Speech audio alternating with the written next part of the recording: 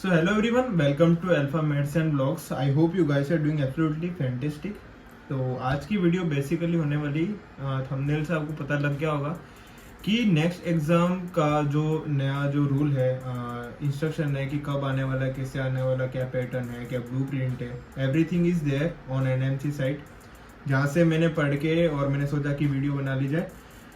तो basically video में क्या लिखा है कि अपन सीधा आ जाते हैं कि पब्लिक नोटिस क्या निकाली, seeking comments of the stakeholders on proposed draft regulation related to next national exit test as prescribed in NMC act 2019। तो एनएमसी का जो प्री कोविड जो भी इन रूल निकाला था कि नेक्स्ट एग्जाम हम लागू करने वाले और ये सब चीज पे, तो आज उन्होंने फाइनली इसको डाल दिया है। मुझे लग रहा था कि ये डालने वाले ये लोग एफएमजी अभी जो जनवरी में इन्होंने पोस्टपोन किया था, दिसंबर में होने वाला था 2022, विच दे ऑलरेडी पोस्टपोन इन जनवरी 2022। तो मुझे लग रहा था कि ये जो एफएमजी है एग्जाम उसके बाद में ये इंट्रोड्यूस करेंगे नेक्स्ट के बारे में, क्योंकि ये पक्की खबर थी कि नेक्स्ट आने ही वाला है और दिसंबर 2023 से ही आने वाला है। लेकिन इस ड्राफ्ट में इन्होंने कुछ वो मेंशन नहीं किया। इन्होंने पूछा है कि अगर आप 30 दिन तक आपके जो भी कमेंट्स है वो करके एक वो क्या कहते हैं लिंक वगैरह भी दे रखी है, मेल वगैरह भी दे रखा है, जिसपे अगर आपको कुछ भी डाउट्स लगते हैं तो आप वहाँ पे जाके, क्योंकि ये इंडिया और बाहर से पढ़ने वाले आते हैं उन दोनों के लिए सेम एग्जाम होगा। तो अब बहुत स्टूडेंट्स कुछ करने वाले तो इंडिया में करते ही हैं कि वो अनशन धरना वगैरह, तो वो सब चलेंगे, अगर चले तो वो चलेंगे, लेकिन आने वाला तो है ही रूल, अच्छा रूल है। तो अपन एक बार पढ़ लेते, समझ लेते कि क्या कहा गया है, ठीक है। So basically next exam is regarding 2 steps. जैसे यूएसएमएलई की जो स्टेप होती है, ऐसे नेक्स्ट एग्जाम में भी इन्होंने 2 स्टेप किया, स्टेप 1 स्टेप 2। स्टेप 2, तो स्टेप 1 क्या है? Next step 1 shall be theoretical examination. The question shall be 1 और more than 1 type of MCQ. तो मल्टीपल चॉइस टाइप होंगे। The examination shall consist of 6 papers covering subjects of third year MBBS, final MBBS, both part 1 and part 2। तो पहला जो step का जो exam होने वाला है, तो उसमें 6 ओवरऑल पेपर होंगे। तो कौन कौन सी सब्जेक्ट है? Medicine, surgery, OB and gynaec, paediatric, otorhinolaryngology यानी ईएनटी वगैरह, और ऑप्थाल्मोलॉजी, ठीक है।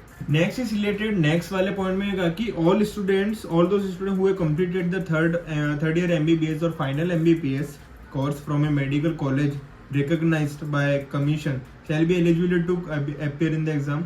यानी अभी जो थर्ड ईयर में है बच्चे इन इंडिया, तो वो सीधे यानी स्टेप 1 दे सकते हैं, ये इन्होंने बोला है। There shall be a regular next step 1 examination held once a year and university practical exam preceding compulsory rotating।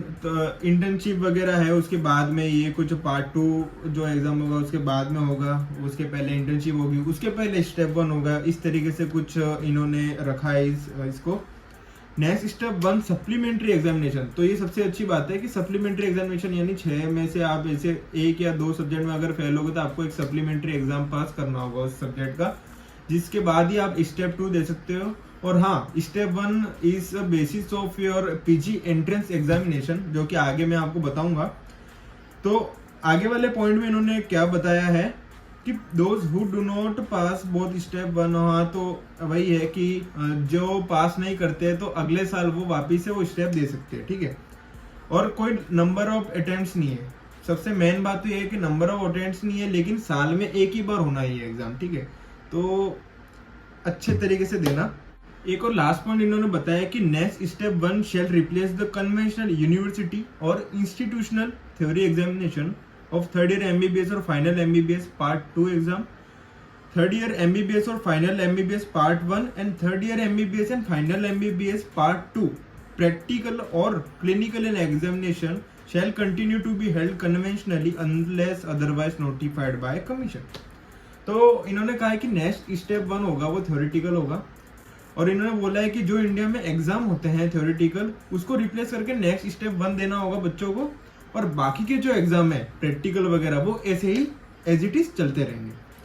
Next step 2 next step 2 shall be practical or clinical and viva voice examination covering 7 clinical subjects. तो next step 2 है वो practical और clinical होगा basically as USMLE part 2।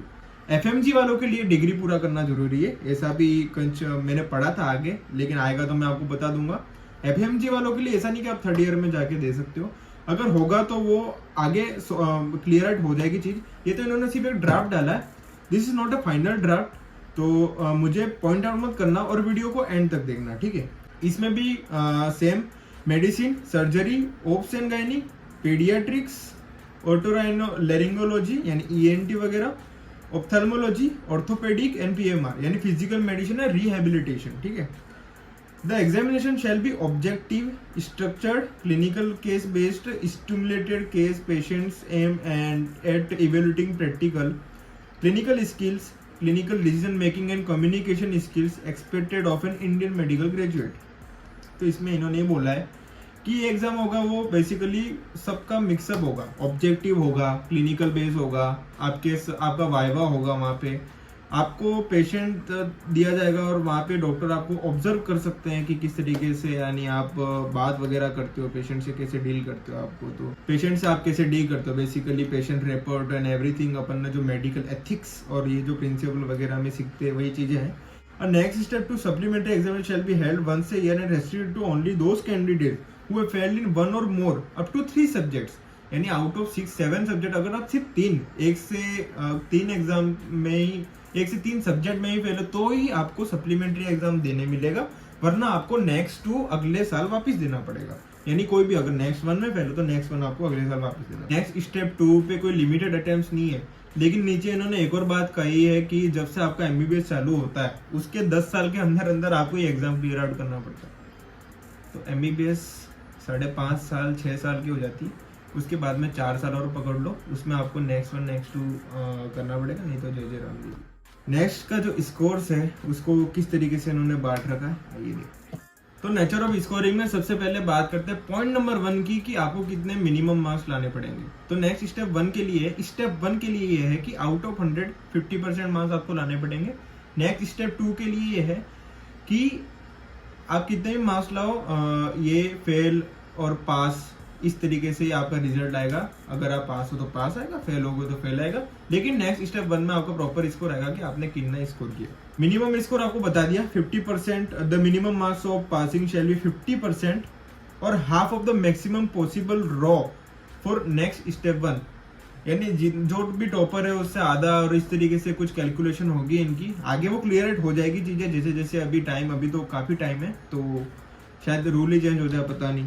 For the next step 1 in each of the 6 paper से minimum 50% और हाँ तो हर exam में आपको 50% से ऊपर का स्कोर करना है। Criteria of passing next step 2 shall be satisfactory demonstration having acquired the competencies that are evaluated that shall be declared as pass fail result। तो नेक्स्ट स्टेप 2 का वही पास फेल रिजल्ट पे होगा, और वो भी अगर वो उनको सेटिस्फेक्शन मिला तो भैया अगर आपको पीजी में जाना है, पीजी करनी है, वैसे सबको करनी होती है पीजी, तो उसका भी एक क्राइटेरिया रखा है इन लोगों ने कि आपका जो स्टेप 1 और स्टेप 2 का जो रो स्कोर होगा ना, स्टेप 1 का जो रो स्कोर होगा यानी रो स्कोर जैसे आपने 100 में से हर सब्जेक्ट में 70+ स्कोर किया तो उस हिसाब से एक मेरिट लिस्ट तैयार की जाएगी और उसमें से टॉप मोस्ट सेलेक्टेड जो स्टूडेंट हैं उनको पीजी देने मिलेगा। पीजी में एंट्रेंस लेने के लिए आपके जो नेक्स्ट का जो है स्कोर्स है वो सिर्फ 3 साल के लिए वैलिड रहेंगे। तो 3 साल में आपको ये डिसाइड करना है कि आपको कितने मार्क्स ला के कौन सी ब्रांच चाहिए, जितना आपके नेक्स्ट में ज़्यादा नंबर आएंगे उतनी अच्छी ब्रांच आपको मिलेगी। तो बेसिकली वही है कि 2 एग्जाम होंगे, नेक्स्ट स्टेप 1 नेक्स्ट स्टेप 2, और अच्छे से पढ़ो। और कुछ इन्फॉर्मेशन आती है then I will share with you guys. भगवान से प्रार्थना करना है कि हमारे लिए भी अच्छा हो और जो भी एग्जाम दे रहे हैं जिन्होंने मेहनत की उन सबके लिए अच्छा हो। और शायद मेरा नेक्स्ट पहली बार होगा, यानी जो पहली बार नेक्स्ट होगा तब मैं दूंगा 2023 दिसंबर में। So wishes all the best, and I am wishing you all the best to those who are going to write FMG in January। अच्छे से फोड़ के आओ ताकि नेक्स्ट से आपको बचना पड़े और आप सीधा स्टेप 2 दो। All the best, and thank you guys for watching the video, and like, share, comment, subscribe. Bye.